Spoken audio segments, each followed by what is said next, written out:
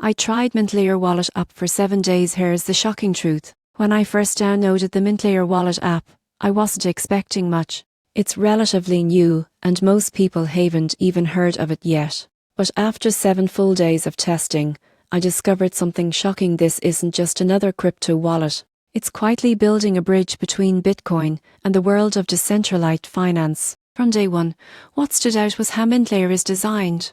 Unlike most wallets that just store your coins, this one sits on top of the Bitcoin network and allows you to interact with smart contract tokens and fiats, all while keeping Bitcoin as the main layer of trust. That's huge because Bitcoin itself doesn't natively support smart contracts like Ethereum does. Setting it up was simple. I created a wallet, backed up my seed phrase, and within minutes I was exploring its features. The interface felt clean, modern, and surprisingly intuitive. But here's where things got really interesting.